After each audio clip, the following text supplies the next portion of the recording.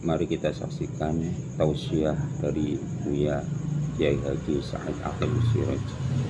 Nabi Muhammad setelah melihat keadaan penduduk kota Yathrib yang bineka, yang majmuk, yang plural, Nabi segera menetapkan begini ketetapannya. Bismillahirrahmanirrahim. Hadza kitabu Muhammad. Ini ketetapan Muhammad. Al-muslimuna min Quraisy, orang Islam pendatang dari suku Quraisy. Wa min Yathrib, orang Islam dari pribumi kota Yathrib. Wal Yahud, dan orang Yahudi. Wa man tabi'ahum walahiqa bihim wa jahada ma'hum, asalkan satu visi misi, satu cita-cita, satu himmah, satu azimah, satu cita-cita. Innahum ummatun wahidah, sesungguhnya semua adalah satu umat. Apa artinya itu? Artinya Nabi Muhammad membangun umat bukan hanya umat Islam. Umat itu apa artinya? Komunitas masyarakat manusia yang sama dalam cita-cita, itu namanya Nabi Muhammad menjadi pemimpin di kota Yathrib, yang dipimpin ada Islam, ada non-Islam, ada pendatang, ada pribumi, ada Arab, ada non-Arab. Nabi Muhammad, suatu ketika ada sahabat bertengkar dengan orang Yahudi di pasar, sampai sahabat Nabi mukul, gak niat mata ini, orang niat mata ini, mukul, mati, si Yahudinya mati. Nabi marah besar dengan melakukan statement, man qatala dhimmiyan fa ana khasmuh wa man kuntu khasmahu falam yashum marhatul jannah.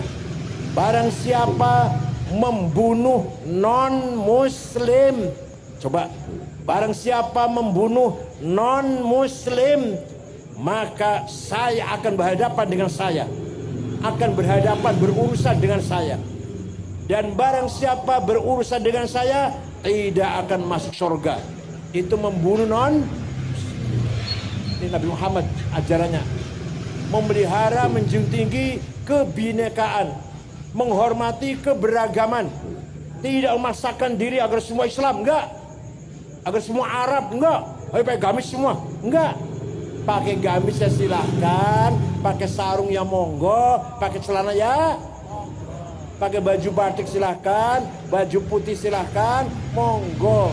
Itu adalah budaya pakaian. Tidak harus, nggak ada kaitannya dengan akidah dan syariah, nggak ada kaitannya. Yang kaitan syariah nutupi aurat, dan dengan apa nutupi auratnya? Nah itu nggak ada kaitan. Begitu pula sistem bernegara, tidak ada kaitan dengan Quran.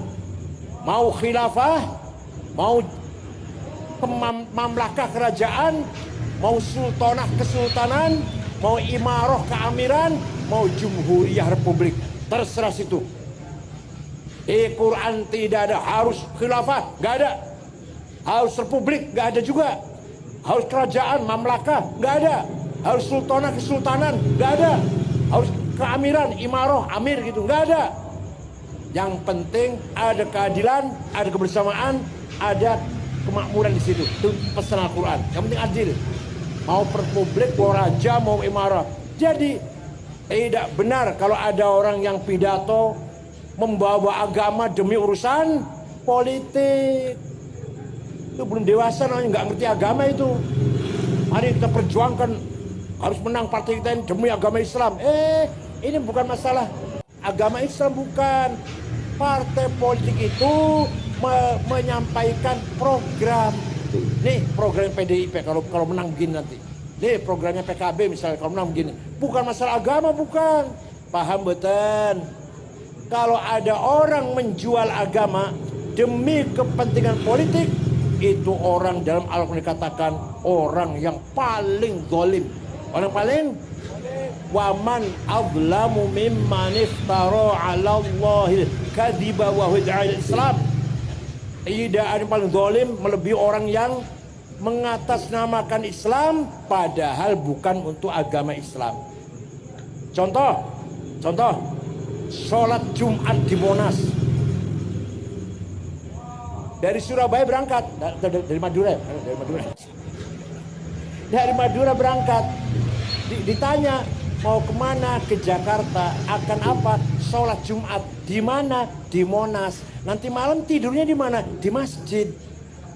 Paham nggak? Paham nggak? Paham ya? Yang paham ketahui paham. Mau kemana, ke Jakarta, akan ada apa, sholat Jumat, sholatnya di mana, di Monas lapangan, dan nanti malam nginepnya di mana, di bener orang itu nginep nang masjid, sholatnya di itu Islam itu atas nama Islam gitu itu. Satu-satunya orang yang terang-terangan, kalau nggak setuju banyak, tapi yang terang-terangan nggak setuju saya, waktu itu masih jadi ketua PBNU. Yang terang-terangan, kan mereka ngakunya kebangkitan Islam, bukan kebangkitan Islam, itu politik gitu jelas. Paham tidak? Silakan politik dilawan politik lagi, nggak usah bawa agama.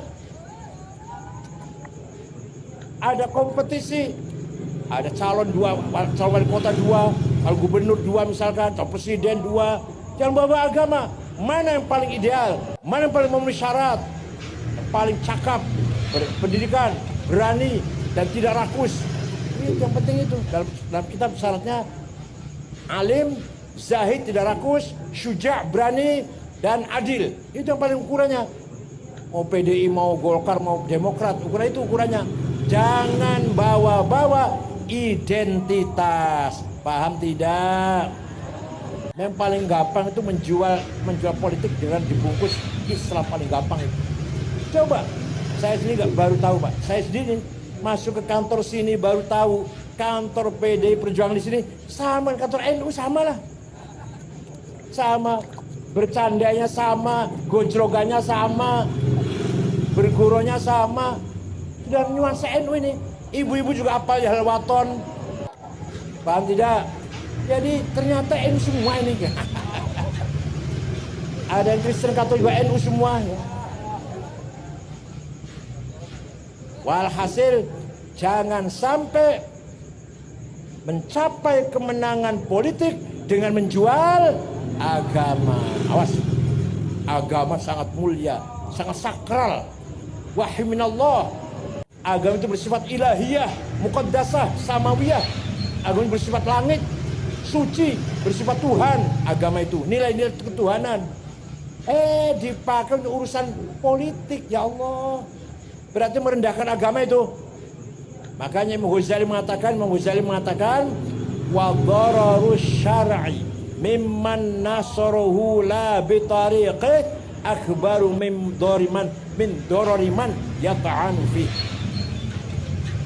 Kehancurannya agama Islam disebabkan oleh orang yang memperjuangkan Islam tapi dengan jalan yang tidak benar. Jalan yang tidak benar, itu kehancuran Islam lebih dahsyat daripada orang yang sekalian musuh Islam. Ada orang yang kelihatannya bela Islam dengan cara yang tidak Islami, itu lebih bahaya daripada sekalian musuh Islam. Kalau musuh jelas musuh Islam. Jadi kalau orang bela Islam dengan cara yang tidak Islami, itu mencoreng kebesaran kemuliaan agama Islam.